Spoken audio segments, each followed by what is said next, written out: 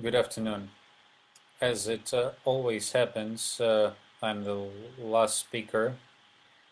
I shall try not to repeat what has been said by Stepan and Adil in their respective presentations and leave more room and time for questions from our listeners.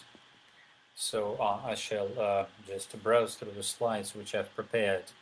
Uh, uh, in terms of trends during the pandemic and their impact on the petchem segment. Of course, generally speaking, the impact is there for the global economy, as Stepan mentioned. Uh, Reconsideration of forecasted growth rates in the petchems based on the general economic growth rates and the link between general economy, petchems, and right here we touch upon the ESG issues. And in the short-term basis, we see that health and safety is a priority, and the trend, uh, which is all about social, is a separate focus and special importance for the petchem sector companies. There is reconsideration of attitude towards disposable plastics because it has a bearing for safety of the people and consumer. Our goal is to minimize the transmission of the virus during the consumption of products. So for the short-term trends, this is key. Safety of the employee, members of staff, and easing of the pressure on the plastics would give us some time cushion, including us producers of polymers, to have time to build more efficient chains to process polymer wastes. On a longer term basis, most likely, we assume, most likely, that the climate agenda and the climate change and the input of the company into those set of issues will remain. And on a long-term basis, we will only build up on that topic. And there will be certain challenges on a worldwide basis with that, of course. So for a long-term basis, the role of regulation will be important, and we see that this kind of regulation is coming up in some of the markets, such as the EU, based on the Transborder Carbon Taxation Initiative. So the EU will be looking at the carbon intensity of products at the time it enters the borders of the EU. That is logical and coincides with the SDGs, but that provokes regulators as elsewhere, including Russia, to do something to this effect. I will mention that later. This slide is just to highlight the thought that mental challenges and issues which got more acute because of the pandemic mean that there is the decrease of CO2 emissions because of the more or less global lockdown for several weeks. But that is only highlighting issues we have in process developments, switching to low carbon technologies, and what Adil mentioned, that is capturing and storage of CO2 and turning those molecules into something valuable later on. So the decline of this year should not mislead us. We'll hope that we'll be able to avoid any kind of acute crisis. Of course, the crisis is still there. There could be the second wave, and perhaps we will have to reconsider such issues, and perhaps we'll be able to discuss in this session how this climate agenda in the events of this year might have an impact on meeting environmental goals and avoiding the global temperatures rising by 1.5 degrees. And that is briefly what is happening in Russia. After Russia adhered to the Paris Agreement last year, the regulators are paying attention to greenhouse gases emissions. The key point is to understand the metrics and how to account for that on the country-by-country basis. And that is, of course, important to have something to look at in the input of nations into achieving common goals. And an important part of that exercise is to agree on the limits, on the metrics, on the settlements, on the basis for all such settlements and calculations. So there is quite a lot of things to be done here, but it's important to understand that Russia now is part of a global system of management of CO2 emissions and addressing climate goals, especially those Russian companies which are heavily exporting should of course be interested in aligning this system in Russia with the general requirements accepted worldwide, including those systems set for the mature markets. Next slide brings us closer to the topic of petchems, that is to illustrate how the circular economy could look in the petchem segment. So the key here is to understand what kind of plastic wastes we have and what quality they feature to be able to be processed in this or that way, be it chemical recycling or mechanical recycling, which is basically quite clear in terms of its limitations and benefits as a technology in the chemical recycling. There are certain challenges with scaling up and propagation of that technology.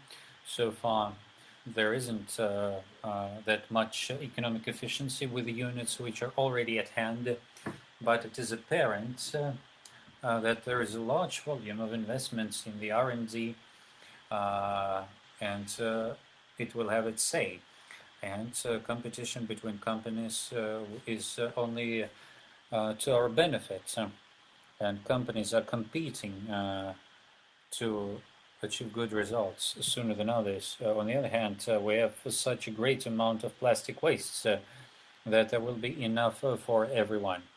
And the specific feature of the Russian market is that traditionally we have very low level of processing of wastes, and up until recently more than 90%, right before last year, up to 90% was dumped in solid household waste areas, and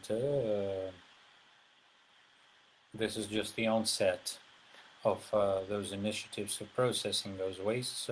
We can employ our achievements in the R&D domain, and the government is serious on that in terms of recovery and processing.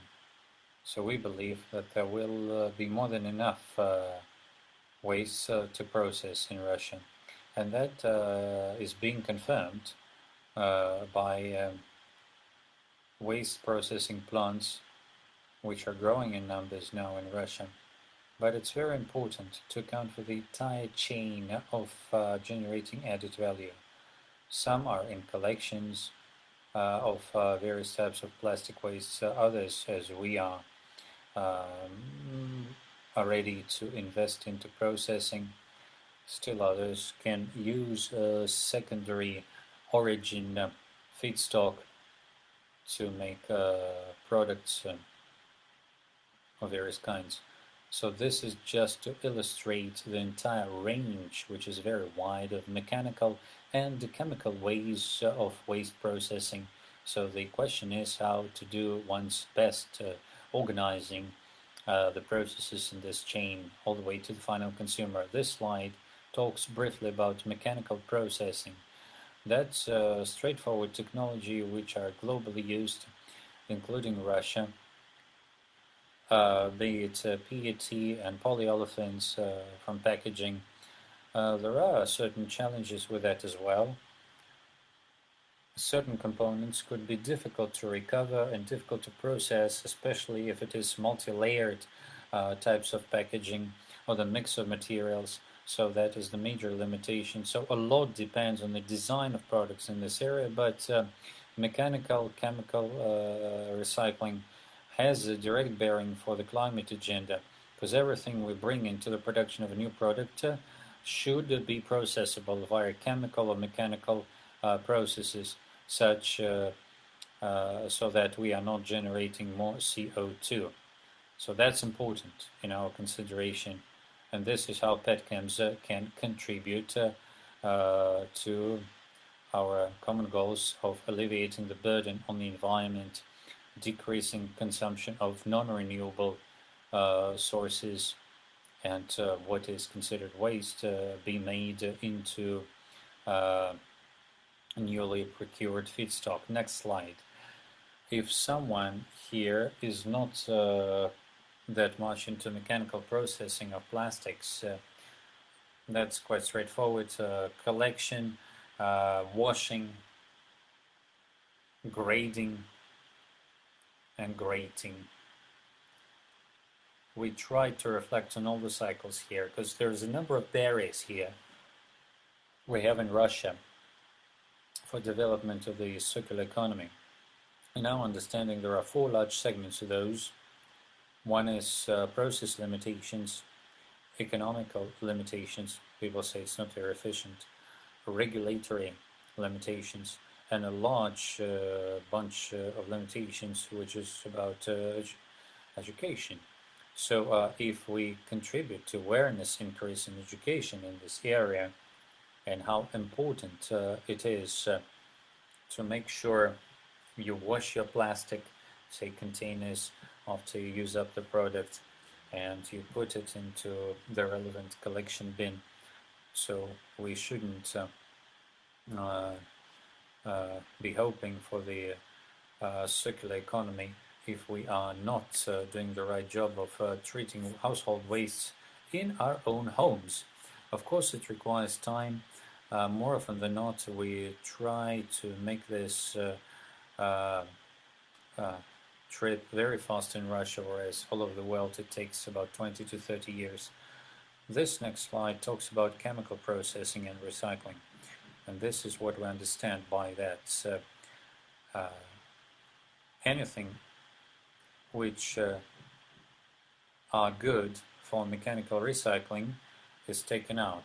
What is left should be subjected to the chemical processing and recycling activities, so we can recover other types of valuable compounds, saying let us select those challenging processes, mix films, and so on and so forth. If you look at what is happening at the dump sites, at the processing plants, you'll see that there is lots of room for improvement. Of course, some components could be incinerated, thus alleviating the burden onto the dump sites. But within this hierarchy, we pay utmost attention to recycling, and only after that we resort to incineration and dumping, because the last two options, of course, is an extra burden onto the environment. If we go to a country house and if there is a landfill right next door, of course it's not very pleasant, and we have to account for that. We at SIGWAR last year adopted the strategy in the area of sustainable development, outlining more than 30 of quantity and quality targets and the metrics for that.